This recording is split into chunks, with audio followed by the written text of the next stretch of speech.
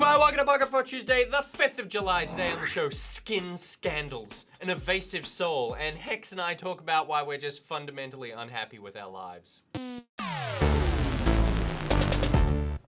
Alright, here's what's been making headlines. The latest YouTube controversy storm has hit, and it's all about gambling CSGO weapon skins online for actual money. And lies. Two highly prominent members of the YouTube community have been outed as colluding with one of these gambling sites called CSGO Lotto by making videos showing them gambling on the website without revealing that the videos were made in affiliation with CSGO Lotto. Which is bad, because legally they are required to disclose that information. But it gets even worse, because it turns out these two guys aren't just working in conjunction with CSGO Lotto to promote the website, they are the president and vice president of the company. Tom Syndicate Castle and Trevor T. Martin, who between them have over 15 million YouTube subscribers, regularly feature CSGO Lotto in their videos and actively encourage viewers to go there and try it out for themselves. Fellow YouTuber H3H3 Productions released a video yesterday going into detail about how these two have been operating and lying to their viewers, including showing how these guys actually pretend that they just stumbled across CSGO Lotto and are going to try it out for the first time. And we found this new site called CSGO Lotto, so I'll link it down in the description if you guys want to check it out. But we were betting on it today, and I won a pot of like $69 or something like that, so it was a pretty small pot, but it was like the coolest feeling ever. But we've all done that, right? Accidentally stumbled across that company we founded. T. Martin has since made several of his CSGO videos private, disabled comments and likes, and is retroactively going back through his videos adding a declaration that they were made in affiliation with CSGO Lotto. Which he says he always did, but which the internet says different. It's all super shady and certainly a reason why you should never trust someone who's won only a single trophy. I don't know how you can sleep at night knowing that you put down other people with misinformation and cause them harm. Like, how could you live with yourself? And I recommend you go watch H3H3's full video, which we've linked in the description below because he goes into some deep, shady detail. Moving on now, and more heroes are joining the storm. Oriel from the Diablo series and Warcraft's Gul'dan will soon be playable characters in Heroes of the Storm. Although no release date has been announced, Blizzard have said that along with the new characters, there are going to be 5 new mounts added to the game, along with a bunch of skins. No word, however, on an official skin betting site. Yet. Although Hot Slotto does have a nice ring to it. Moving on, and in what could have been a thing of the day, but we already have one, Redditor Raquag has recreated a Game Boy Advance in Minecraft that plays Pokemon Fire Red. Although the recreation is missing some parts of the game, like combat and dialogue, arguably both the most and least interesting part of Pokemon. Raquag says they have plans to make all that happen. Apparently the key to getting it to work was a bunch of structure blocks and something called redstone. Don't know what they are, but I will call my niece after this to find out. And finally, in more Xbox Play Anywhere news, Microsoft have confirmed a something extra. Corporate Vice President Youssef Mehdi confirmed that Xbox Play Anywhere, the feature that gives you Xbox games on your PC, will be available for every Microsoft published title in the future. Which means we are one step closer to getting John to live stream the next Viva Pinata. He loves it! Alright, now it's time for Thing of the Day. He doesn't love it. The Viva Pinata thing, he likes Thing of the Day.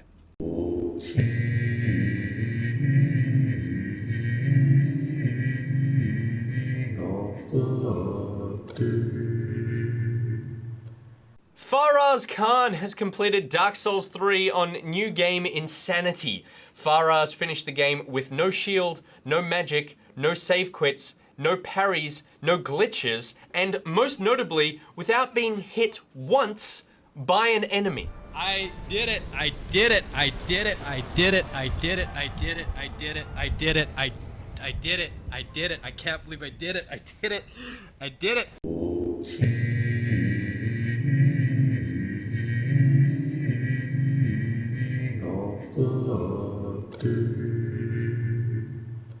I'm joined now by Hex for our talk through, which is where you suggest a topic and we talk through it. Today's talk through comes in courtesy of a phone leaning against a pocket mug, and it's in from Classy Bidulf, who says, my best friend bought 2 cheap copies of Elder Scrolls Online and is unbelievably excited to play it with me. I tried telling him I wasn't interested, but he seems to think it would be amazing fun to play together. How do I let him know I'd rather not touch that piece of garbage without hurting his feelings? Why are you so worried about hurting his feelings? Just like... That's a good question. Be brutal, be direct. That's what true friendship is based on. Maybe you could just give to soften it, you could say to the friend, it's not going to happen. All right, well, friend, not everyone loves MMOs. They're very time consuming, and I appreciate that you wanted to find a way for you and your friend to spend quality time together, but maybe look elsewhere for those activities and not MMO. Also, that game is shit. Our next question comes in from LaLanne, I think, which is, what makes a good RPG? And this is why I brought you on. Oh, yeah. What is the appeal to live in a realistic life different from your own, or is it the more ridiculous the better? Personally, I struggle to play as someone pure evil or good and choose the most realistic choices for my character. Can this be like one of those morning shows, and can I have a super that says RPG expert? Throw it up! Ah, There it nice. is. Okay, cool. All right, resident RPG expert. So are you looking for slightly different realism in your games, or do you want to just go total fantasy? It doesn't necessarily have to be fantasy, because I like, sci-fi RPGs and other things like that as well. I do like to be transported, so I tend not to go for games that are like replicating real life completely. So a really good sci-fi RPG, Mass Effect series is amazing. I love all the branching, sort of storyline aspects of that, and I love the nitty-gritty of kind of, you're filling out your party and your character and all that kind of stuff. It's really cool. And just a really engaging character interactions is what I look for. Yeah. And in fantasy, I tend to really love open world fantasy, because that for me is living the dream, as it were. That you actually want to be like Yeah, in yeah. leathers on a horse. Yeah. Just wandering. It's the closest I can get to that at this point. Right. Is being able to kind of go on those quests and live out that open world and feel like I'm not following anyone's story specifically, but kind of going on my own journey. How difficult do you think it would be for you to live that life now? I think it'd be Like, extremely difficult. If we got you a horse. It's like we all say we'd know how to survive the zombie apocalypse. What Yeah. it's like they're actually breaking down the door. You are like defecating everywhere out of fear. Yeah, That's yeah. the reality. Yeah, right, You're yeah. like, yeah, I'd be heaps good with an axe, and I'd like lead the team, and I'd like start the new world. No. But it's actually just.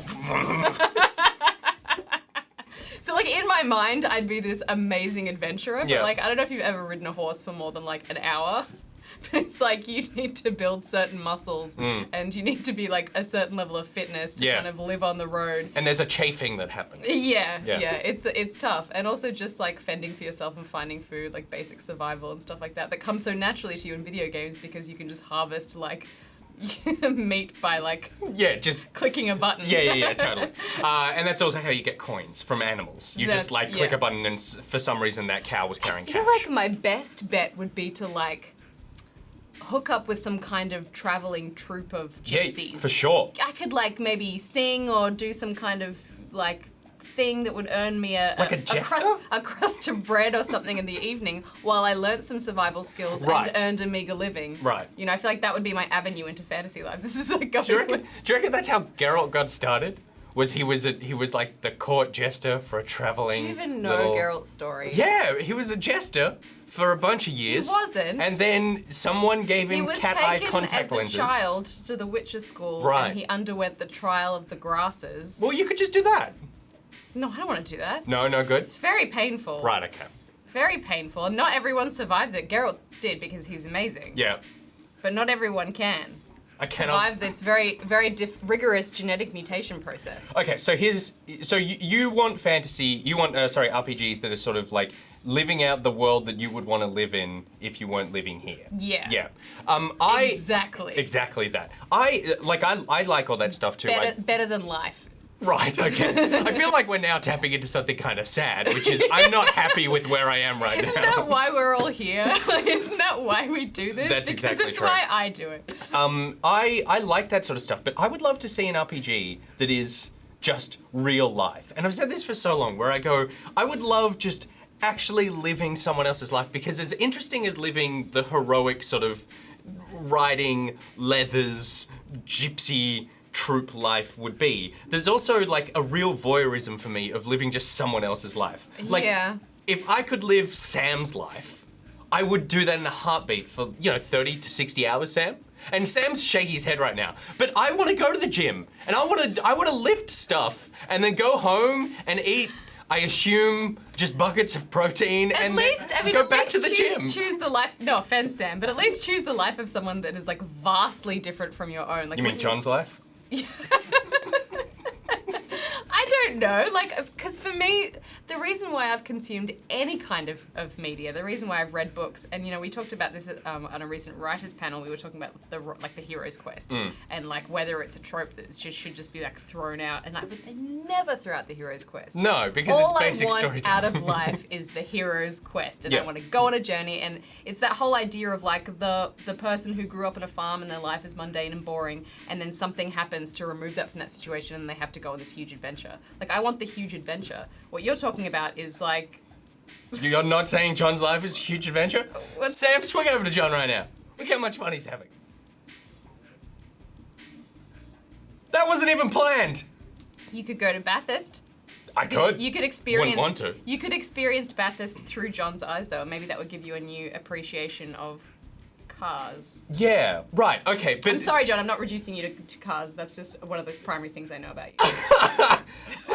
I think the reason I say that is because I would love to see the world as we know it through the eyes of people who are not me, I mean, rather it than would a take fantasy world through someone else's It would eyes. take some very good game design though to make that happen, because would. it would be more than just kind of living out their life. You would have to kind of understand the things that are important to them. The lens through which they view it. Like, it would need to be Yeah. developed by someone from every single nation and every single Or- gender and sex and... Or David Cage. Or just David Cage. Or just David Cage could do it. And most of it would be a disappointment, but there would be some really great parts to it as well. I don't know how well we've answered the question, but I do think we've had an insight into the fact that both of us are unhappy with our lives. And I think that's really important. Are you guys unhappy with your life? Let us know in the comments. What kind of RPG would you like to see? Do you like the weird big fantasy stuff, or do you just want to be Sam? We all want to be Sam. Let me know in the comments. And while you're on there, check out Good Game on Facebook, YouTube, and iView. Want to be fellow Pocketeers? Then join the Pocketeers Facebook group and Steam group. You can follow Good Game on Twitter at Good Game TV, follow Pocket at NichBoy at Pierre at GG at Monkey and SMG. There are links to everything I just said in the description below. She's at HexSteph. That usually goes before, but now it's gone after. At HexSteph. Good Game is on tonight. Yes, we have Trials of the Blood Dragon. We also have 2 VR experiences for you, which is very exciting. Edge of Nowhere and Chronos. Yes, and then there's also a roundtable discussion with me and Goose and Bajo about games that were not in the E3 special, but were E3 games. And that is at the special time of 8:45 on ABC2. That's correct. Correct. All right, until tomorrow, Nick, bye out. Mwah. Hex out. Okay, no. I right. have something else that I just suddenly thought about. So, you know how there's like video bloggers and they like, some of them just blog their lives, like from like waking to going to sleep? Yeah.